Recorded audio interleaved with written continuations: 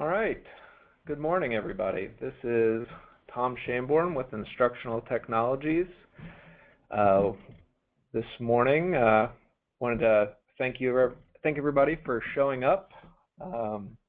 Really appreciate you taking time out of your day to learn a little bit more about ProTread and how you can use it to assign lessons, how to create some custom groups, how to do some reporting on those groups.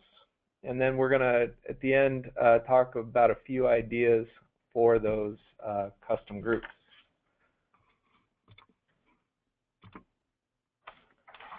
So some quick introductions. I'm the guy at the bottom there with the cheesy grin. My name is Tom Shamborn. I'm the VP of Marketing here at Instructional Technologies. With me, I've got the person who you really want to hear from, who's Aaron Purvis. He's our CIO. And then just coincidentally in the room, if you hear some coughing and laughing in the background, you've got Rich Brown and Jim Voorhees, our head of sales and CEO, respectively. Just a few housekeeping notes about this webinar. We're not going to be using the questions or chat function just due to time constraints. We want to make sure we get through everything. That said, if you do have questions along the way, please just put them into an email, and I'll be sharing our email addresses at the end, and you can just fire those questions off to us. The other thing too is you all are on mute, and hopefully I'm not. Otherwise, I'm sure somebody would notify me. So that means we can't hear you. Again, and that's just to kind of keep the audio controls easier and to make sure that we are respectful of everybody's time. I know everybody here is real busy. And the last thing is the webinar is being recorded, and so we will be sending out a link afterwards. So if you feel like you want to share this with other people on your safety training or management team, you're more than welcome to do so. So let's talk a little bit about assigning training.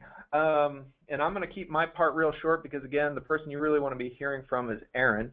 But assignments, the reason that we're doing this webinar is that assignments let you really easily deploy your training. That means you can set the expectation with your managers as well as your drivers for having frequent, regular training. And frequency, as you can see from this chart here, improves your safety. Now, this chart is one that we did where we looked at how many training sessions our customers were doing per driver per year, and then we looked at their unsafe driving basic. So you can see those companies that were doing just 1 or 2 training sessions per year were averaging about 28.2 on their unsafe driving basic in their CSA score. By the way, the industry average for everybody is about 50 some odd. So just simply doing a little bit of training gets you a long way. But when you get up to near monthly training, you can see that your unsafe driving basic score is about half of what it is if you're just doing annual or semi-annual training. And as I once had to remind a reporter from one of our esteemed trade publications, a lower score is better.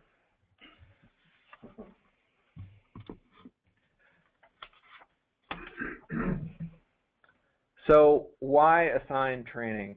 Again, it makes it easier to have your drivers actually do the training without actually griping about it.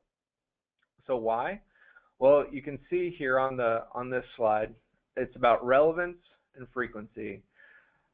When you're assigning training to these different groups, you can have it be specific to a location. Say you're going to assign winter driving to your folks in Montana, but maybe not to your folks down in Atlanta. Wait, that's probably a bad joke to make this year. All right, sorry.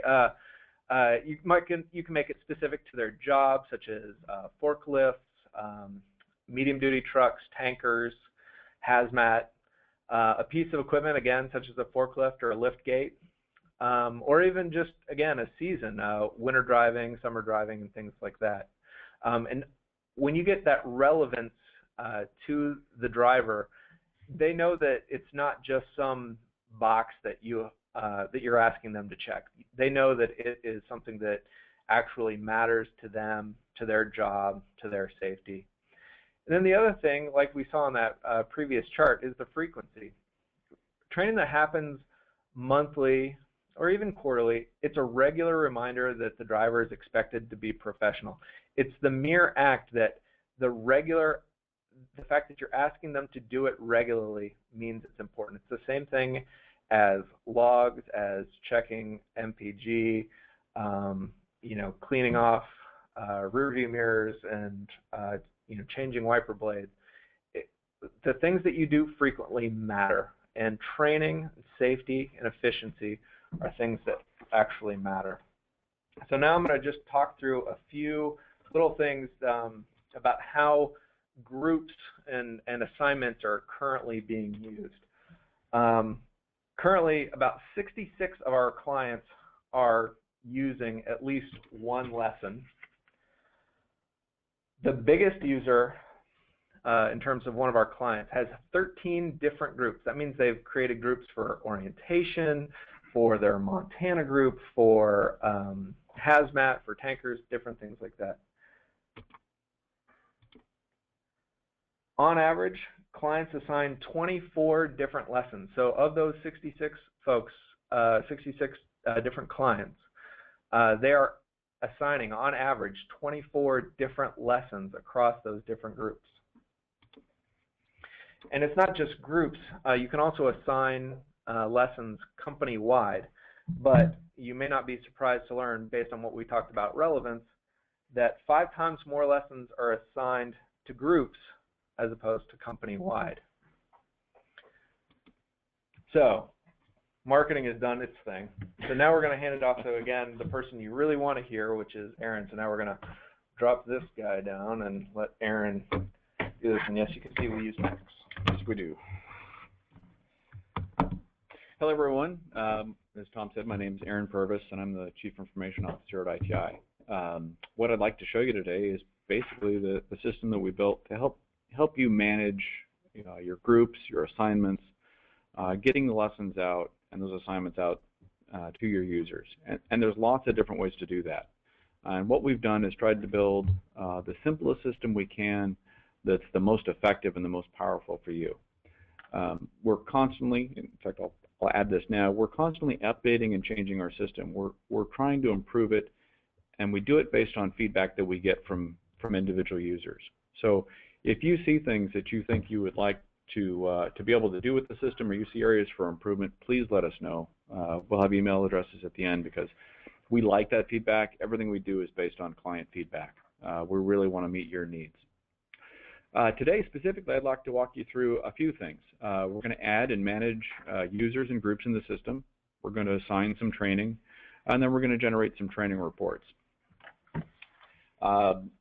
This on the screen right now is the admin interface. I've already logged in, and this is what an admin user will see within the ProTread system. You have basic reporting, reports menu, and some compliance reports that we can generate. And compliance ties specifically into the group and assigned training that we do. You can see a monthly usage snapshot, that sort of thing. What I'd like to go to first, though, is managing users. By managing users, we can do two things. We can manage users, and we can also manage the groups that those users belong to, and then that gives us the capability to assign training to users, groups, and site IDs, or company-wide, essentially. Let's start out with managing users. Of course, I can search for all of my users in the system, but I can also add users to the system. User entry is rather simple. You type in a user ID, and user ID isn't specific to our system, it's specific to yours, meaning that we don't assign a user ID to users, we let you do that. They can use an existing ID that they have already, a logbook ID, an employee number. Some companies use SAP. There's lots of different systems. So we've tried to build a system, again, that's responsive and flexible to your needs and doesn't dictate that the driver or the employee remember one more user ID to log into a system. In this case, I'm just going to make one. We'll just say it's a demo user, and I'm going to give it a demo user. user, or let's see, demo person. And that's the only information that's needed to get a user into the system and have them start taking training. But you have one more field there, and that's the group ID. Groups are somewhat flexible in ProTread, and by that I mean that, they don't have to exist, but in order to create a group or start a group, all you have to do is assign one user to a group or create a group for one user. Let's say we wanted to put someone into the orientation group. All I have to do is create a group name for that and add them in. Now that user is now added into the system and they're active, and that can see that they're part of the orientation group ID. Now when I come back out here, and I'll go back out to the main menu, I can list all my active groups, and I can see I have two groups already. I've got a hazmat group and I've got an orientation group. Now because I've typed in orientation for that demo user's group ID, they're automatically included in that group. An interesting thing about how our system works with groups and specifically assignments, when we add users to groups, all of the assignments associated with that group now apply to that user automatically, meaning that you don't have to reassign lessons every time you add someone into a group. The nice thing about this is you can have an orientation group pre-set up with assignments already existing, and then as you add new employees, you simply move them from one group to another group. In other words, you hire on a whole new group of 10 or 20 or how many ever drivers, you add them into the system with the orientation group ID, and now when they log into the ProTread system for the first time, they'll see all of the lessons assigned to the orientation group. So let's go look at what that looks like. Of course, I can assign lessons to a specific user ID. I can type in that user's ID, and in this case I'll use Aaron. That's a user ID that I've already set up. And this shows me a list of all the lesson categories and the lessons within those. So if Aaron had an issue and I wanted him to be remediated in a specific way, or I just wanted to assign training that was focused directly at him, let's say he just started into driving flatbeds, I could assign that flatbed lesson, and when that user logs in, he'll see that lesson assigned to him. Let me go back out here though, and I want to show you the group ID real quick. When I go into group ID assignment, I can see my two groups listed. This menu is automatically generated based on the groups that you've assigned to individuals already. So as you create groups, simply by entering users, these groups automatically populate in the system. No other action is required on your part. I'm going to use my orientation group as an example. Let's say when a driver comes in or a new employee comes into the company and I'm doing an orientation, we do deal with hazmat, even to a small extent, so we're going to assign the GHS or Global Harmonization System training. We're also going to assign some basic lessons on defensive driving and some space management and speed management. Now the nice thing about this too is there's no other action required on my part. Everything in the ProTread system happens as real time as possible, or as possible as we can make it. Meaning that right now, those lessons that I've just clicked and are now green, indicated as green, are live in the system for that user. So any user that logs in right now using the orientation, or that's a member of the orientation group ID, sees those lessons as assigned. And if I want to remove that assignment, all I do is I click that lesson again, and it no longer appears on their menu. All this happens in real time. I can select entire categories of lessons the same way, or deselect entire categories. So we make it very quick to assign or unassign lessons as needed. So don't be afraid of using this. Simply click through and make sure all the green ones are checked that you want, and you'll be in great shape. With that said, I'm going to return back out here to the menu, and I'm going to use another user real quick, and then I'm going to show you what some of that looks like. I'm going to run our compliance report, and specifically for my hazmat group. When I generate that report, what we're doing is we're looking at each lesson that we've assigned. Now in this case, my hazmat group, I've set up the 4 hazmat lessons that are required for that, and it shows me what date I actually assigned those on. Now, Here I can see that Aaron User is very conscientious, and he's already completed 3 of his 4 lessons. But I can see that he has not completed his Hazmat Security Awareness lesson yet. So I can either choose to go in and nag him about that, or send this list out as appropriate to terminal managers or whatever is necessary. I can also do something else with this, which is somewhat helpful. A lot of lessons, specifically Hazmat ones, aren't required every year, but every 3 years. Lots of different lessons have different training requirements and time requirements. So I can specify a compliance date range, meaning that if I need to know all of the people that are about to expire on their Hazmat certification, I can do a report that shows me those people that are outside of that date range. So let's say, and this is somewhat fictitious, I went back to the beginning of the year and said that all of the people that need to take Hazmat should have taken it between the 1st of the year and March 31st. Anybody that's not within that date range needs to take it. And now we can see that Aaron Purvis did not complete the lessons in that required time. Slacker. He's a bit of a slacker.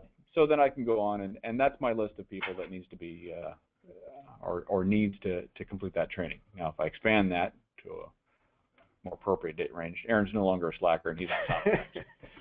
Now, like I said, everything in the system is pretty much real time, so I'm going to log in as Aaron. Excuse me here.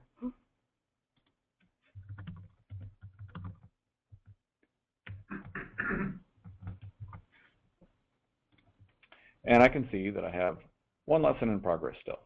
There's that pesky Hazmat Security Awareness. And I can see all these other lessons are complete. This is from the user side, so I can see as the user I've logged in. That's still an in-progress lesson, and I'm currently on page 13. I've completed all these others, and it shows me the date that I last completed them on. I'm going to complete that lesson. Now I can click it either from either place on the menu. But we'll complete that last page because I'm right there. In this lesson, we've discussed some of the security risks involved in transporting hazardous materials and the different ways to reduce those risks. A secure transportation system is vital for national safety, economic growth, and protection of its citizens. It's also good for our national morale and reduces the risk of catastrophic events. Terrorist attacks can take on many forms, from sabotage to contamination. It's essential to know who to trust and to be on the watch for unusual events or suspicious behavior. If you haul placarded loads, you should know the security procedures contained in your company's Hazmat security plan. Unsure whether or not your company has a plan? Ask your supervisor to find out. This information is vital to your safety. With each placarded load you haul, remember, it's always better to be safe than sorry. By recognizing potential security targets, carefully monitoring the security of your own load, and reporting suspicious activity, you can help us all sleep a little easier. So now I've obviously completed this lesson, and I can click the stop button, and the lesson will register my progress. By the way, that is one of our largest, most frequent issues in terms of user support that we run into, is where we'll hear from one of you that one of your drivers completed a lesson, but it's not showing up as complete. What they need to make sure they do is they get all the way through that and click that yes button, because if you miss that, it doesn't register that last screen as complete, and therefore the whole thing isn't complete. Just a little tip. Yeah, they end up left on the last page of the lesson, and it doesn't actually store the completion. They don't have to complete the whole thing again, as I did here. They just have to finish that last page and actually click stop. So now you can see here my in-progress lesson went away automatically, and my Hazmat group assigned lessons all register as complete now. Now back over here on the admin side of things, I refresh my list, and I can see that just now Aaron Purvis completed his final Hazmat lesson. I can do the same thing with my orientation group. Of course, I can see here who's completed anything. Tom, of course, has not. He's kind of a slacker, but we'll deal with that later. And of course, if I had any site assigned lessons, those would show up as well. let me walk you through that real quick. Lessons are assigned to a site ID the same way. And like I said before, everything is in real time. So in other words, if you wanted to assign everyone in your company JHS training, it's now live for everyone within the company. And if I come back over here to the admins or to the user side of things and I refresh, now I see another category of lessons. Northwest Trucking assigned. Northwest Trucking is my fictional company, and I see that that's an assigned lesson now, site-wide or company-wide. Now with that, I'm going to show you a few other things on the admin side of things. I'm going to unassign that lesson because we don't really need it. Return to the menu here. There's two different ways of getting reports on assignments and lessons that have been taken. The easiest way that we've set up is the compliance report. And as I've showed you, if you want to see who's completed a lesson within a group and lessons assigned to that, and who's in compliance and who's not, this is probably the quickest and easiest way to do it. It shows all the assignments and it shows all the users that are part of that group and what their standing is on that lesson. But let's say I wanted to see an individual user's progress. I can do that as well. I can come in here to the reports menu and I can build a report. I can look for a specific lesson, but I can also look for any lesson specifically for any group. Now I'll use my hazmat group again, and I'm going to generate a report on that. Now this shows me all of the lessons taken, not just hazmat lessons, for everyone within that group. So I may have assigned training, or my drivers may have taken training separate from what was an actual assignment. And that's important for me to look up as well. And of course, we have lots of different certificates for these as well. And I should mention this just quickly because we did talk about hazmat. We do have a special certificate that shows based on hazmat or completion of all 4 of the federally required hazmat lessons, in addition to any company-specific training plan.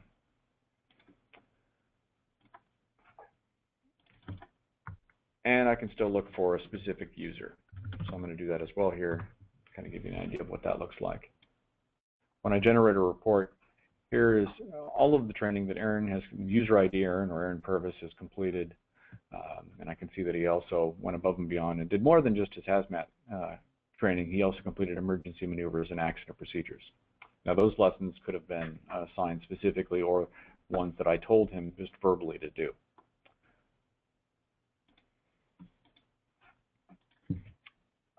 We have a few other options as well that I'd like to just talk about briefly. If you're interested in more information on some of this, or you think there may be a better way to use the system, or you'd like some coaching or some tips on how to use the system, we have several links along the side that helps with that. We've got some tips and advice and some white papers and that sort of thing. We also have several web services.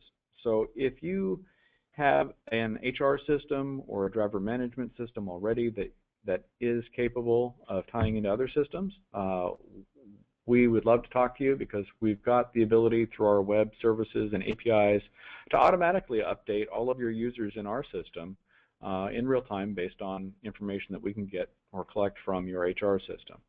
If you add and remove drivers to the system, managing groups and all of that can all be done automatically for you as well.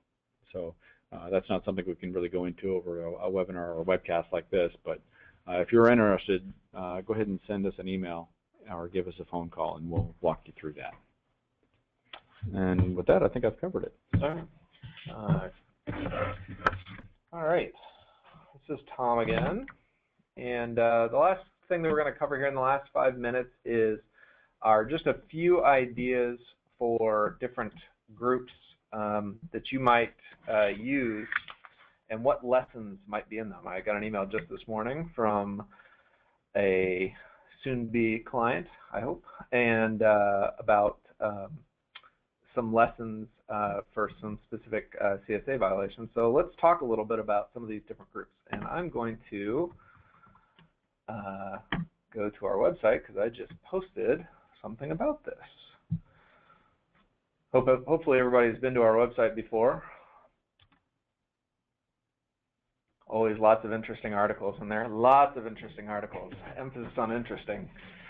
I'm just saying that because my boss is sitting here. Anyway, so here's a few different courses or groups that you might use and courses that you might put into them. One thing that you should really be thinking about as you're creating these groups is how it's sort of like the root cause of why somebody needs to be in this group. And so I want everybody just to kind of keep that in the back of their head, the idea of the root cause. So and we'll walk through these groups. I apologize for just using our website doing this, but it's easiest. So inexperienced drivers was one of the first groups that we came up with. You might want to give it a different name.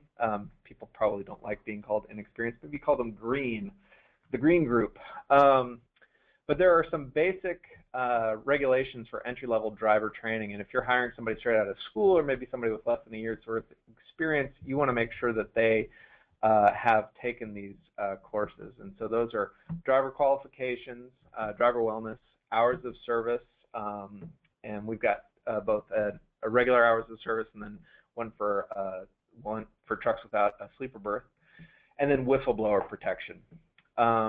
You'll also note down here the 6-month intensive training plan for new drivers. There's a few other courses that you might consider there.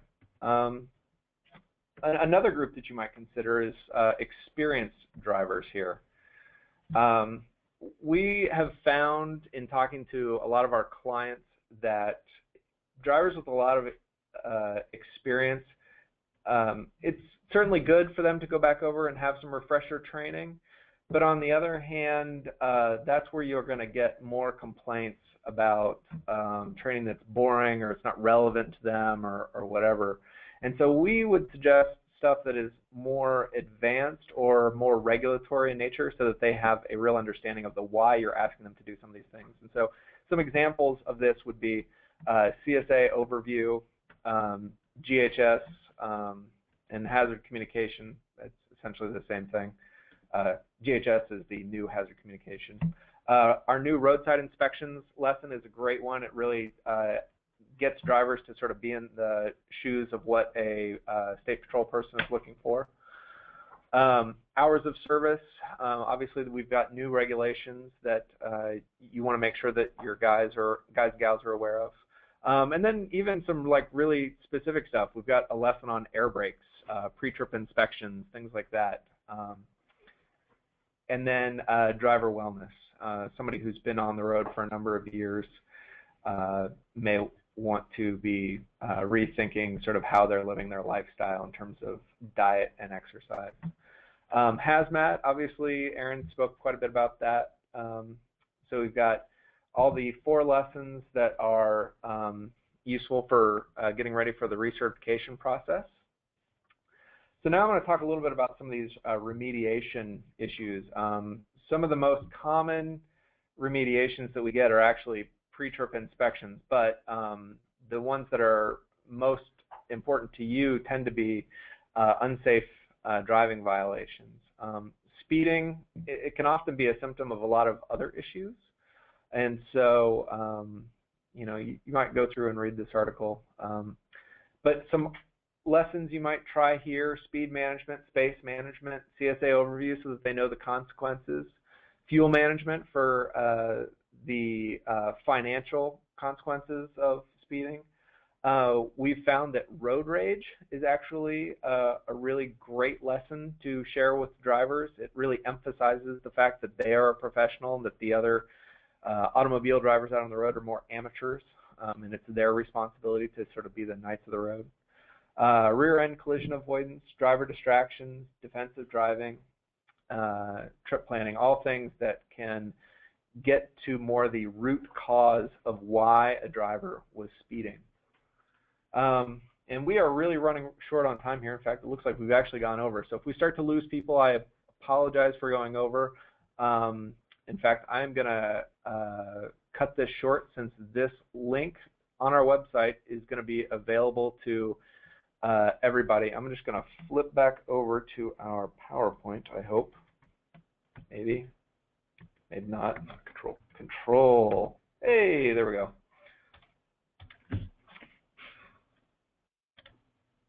So, and I'll keep going on these other lists in just a second here, but before I do, I just wanted to share these email addresses. I guess you guys already have it because you got a lot of emails from me. You can email Aaron A. Purvis at instructiontech.net or myself at tom@instructiontech.net. These groups that I'm talking about, they are currently on the website. You're more than welcome to please go take a look at them. I'm also going to be sending them out via email tomorrow. The link to the webinar recording is also going to be in that same email. So please feel free to share both of these with people on your management team, your safety team, your training team. We really believe that this lesson assignment feature is something that is very powerful and can really help you get the most out of your ProTread investment. So with that, if you want to sign out, you're more than welcome to. I'm going to hop back over to this list of things just for a few seconds, but I wanted to get that, give you that contact information. Can I interject real quick? Please. I'd love also if if people send us emails on how not only how they're currently using the system, but tips or any suggestions that you have for improvements to the system or ways that we can make it better for you. We'd love to hear it. Like I said at the beginning, all the changes and the updates we make, all of those are based on client feedback. We want it to be the simplest, easiest system for you to use and the most effective in supporting you in the job that you need to do. So any feedback we get, we greatly appreciate, but positive or negative. So thank you. Yeah, and I'll say thank you too for everybody that wants to go, but I am going to talk for just a few more minutes about some of these groups. And again, please email us with specific feedback. That'd be great. Let's see. Oops, scrolling the wrong way. Logbook violation remediation. Remediation just means fixing in the event that for whatever reason you don't know that. We tend to see two major root causes for hours of service and logbook violations. One is that with EOBR so ubiquitous everywhere, but there are so many different types of logbook technologies that it's not uncommon for drivers to not really be particularly talented at dealing with that piece of technology. So training on how to use a particular EOBR is something that if you're interested in and you'd like us to work with you or the manufacturer to get some training and specifically how to use that device, we'd love to be doing some custom training for that. But oftentimes, it's simply an issue of not knowing the consequences, not knowing what the rules are, and even oftentimes if a driver has gone over, it can be simply a matter of they didn't know that there was an exception for weather or for traffic. Now, granted, those are very specific exceptions, but it could be that that was why a driver was over their hours of service. But these lessons, the CSA overview, the hours of service, logbooks, roadside inspections, and driver disqualifications are all great lessons to have queued up for your drivers that do end up with an hours of service violation. Another thing too in terms of hours of service to look at is, and this requires a really open culture within your fleet, which I realize is sometimes there and sometimes not. Sometimes your dispatch is making unrealistic expectations of your drivers. And so having your dispatch team go through some of these hours of service lessons is a really important education piece for them. Because when we were at a trade show recently, we heard from a state trooper saying that they are doing more and more investigations that are going back to headquarters rather than just stopping with the drivers. And they are levying some major fines on companies because the driver is basically being asked to do something illegal, or they get really close to home, and so they're like, oh, just go ahead and risk it. You're only, you know, an hour away or whatever it is. So you want to really make sure that your dispatch understands what the legal requirements are, because some dispatch systems actually don't do a good job of actually taking into account hours of service. So equipment violation remediation. Our good friends across the river in Portland, Vigilo, had a really great study that found 7 of the 10 most common CSA violations could be stopped with a pre-trip inspection, which is pretty staggering when you think about it. So the lessons that you might assign here, they really depend on maybe what the issue that the driver had. Pre-trip inspection, trip planning, roadside inspections, DVIR pre and post-trip inspections for that driver, preventative maintenance, air brakes, cargo securement is a really important one. And then when you get into things like coupling, flatbed safety, and tanker pre-trip, those might be something where you're assigning them to a particular user based on what their particular job is and the type of routes and equipment that they're using. I also saw recently a report from an insurance group saying that the most frequent type of payout that they had to do with these little scrapes and bumps and crashes that happen inside parking lots and loading areas at the customer's site.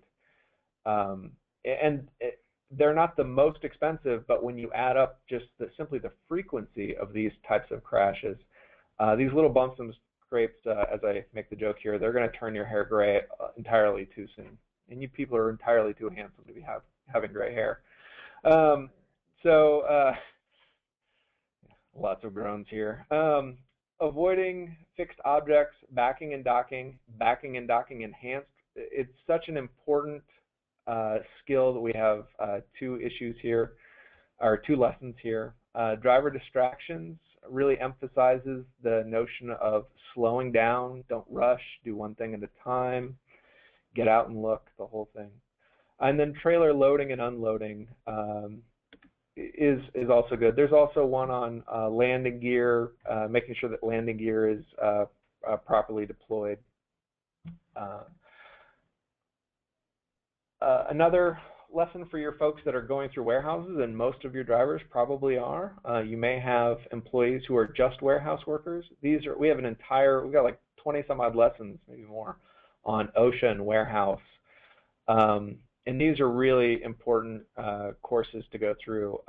Probably, you know, and all of them are sort of emphasizing that whole idea of having your head on a swivel. But workplace awareness, safe lifting for the driver, safe operation of manual pallet jacks, back injury prevention, liftgate safety, and trailer loading and unloading. And these, again, are all things that it may depend on the type of work and the type of roles that you have your drivers doing. We also have some forklift lessons. Now, it's really important to reinforce this point. OSHA has specific requirements for getting a forklift license that these lessons don't meet. And the reason is because having a forklift license requires a practical test and in-person training. And we're on the internet. But that said, these are great either as refreshers for your drivers, for your forklift drivers, people that have a license, or for people that are getting ready to get their license, maybe people that are moving up into the forklift world. So we've got those 3 lessons here. All right, and the last 3 here. Medium duty truck, for all of the following courses that you see here, avoiding fixed objects down here through winter driving, we have lessons that are specific to medium duty trucks. These use visuals that are more urban, that talk about tighter spaces where the trucks are not articulated, the point of view is a little bit lower, and it's talking about the sorts of things that these people have to deal with on a regular basis. This is a really growing segment of the trucking market. We're finding more and more of our over-the-road fleets, not just our private fleets, are getting in more into medium-duty trucks because it allows them to have drivers with more home time. Essentially, they're shrinking their hub and spoke systems to allow more of these medium-duty trucks. Last, I guess not quite last. Here we go. We got also tanker. Not a whole lot to say here, other than we've got stuff for the personal protective equipment, how to do a pre-trip specifically on a tanker, as well as driving tips, defensive driving, speed, and space management for avoiding tanker rollovers. For those of you with tankers in your fleet, again, this training done on a regular basis will dramatically reduce your incidents with these. That said, drivers who deal with tankers, in our experience, they tend to be a lot more experienced and safer. Last one, rules and regulations. Again, as I say here, they're not exactly fun. I don't know a lot of people that terribly love government rules and regulations, but they do help new and experienced drivers understand why you're asking people to do the things that you're doing a certain way.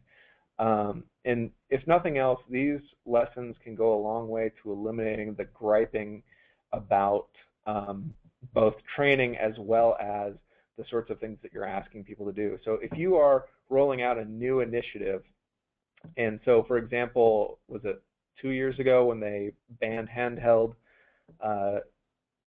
cell phones, mobile devices, the driver distractions lesson was a very popular lesson, and it simply went through and explained what the rule was and why it was important. So the lessons that you might consider putting into the regulations and rules section are those. And the last thing I'm going to talk about real quickly, I'm not going to show you the video, maybe you've all seen it before, is orientation. Whenever, with turnover in the industry being so high, having some basic expectations set for your drivers before they come in, before they drive a single foot in one of your trucks, is a great way to, again, sort of set expectations for their level of safety. It also saves you a great deal of time. You're not going to get away from having face-to-face orientation. You have to familiarize drivers with the equipment. You have to cover standard operating procedures, things of that nature, and we're more than willing to help you create some custom training for those things. But there are some really basic things that you want to make sure that everybody coming in knows, and that could be defensive driving, that could be fuel management, safe lifting. Again, all depends on sort of the roles and responsibilities that you're putting on that driver. And doing it online saves you from having to have some HR person or a driver manager spending a couple hours, every 2 weeks with a new crop of people. Instead, they can focus on the face-to-face time doing things that really matter, the things that are variable, the things that that you just simply can't do online. And we're realistic enough to know that there are some sorts of training that you just need to do face-to-face. So if you're ever interested in that, please reach out to Rich or to myself or to Marius, whoever your account manager is, and we can look at what it takes to do some custom training for orientation. And with that, we're only 15 minutes over. Only. That's marketing for you. Yeah, that's marketing for you. You like how I sold that? IT was really concise. I like that. Yeah, well, that's good. So again, with that, we're all done. If you want to tune out now, it's a great time to do that. Our email addresses are up here. You all have my email address already, I'm sure. Again, the group, this article is up on the website already. The link to the webinar recording will be in the email that comes out to you tomorrow. And I think that's all we've got. So thank you so much for your time today. And with that, we are done. Look forward to talking to you all again in the future. Bye now. Thank you.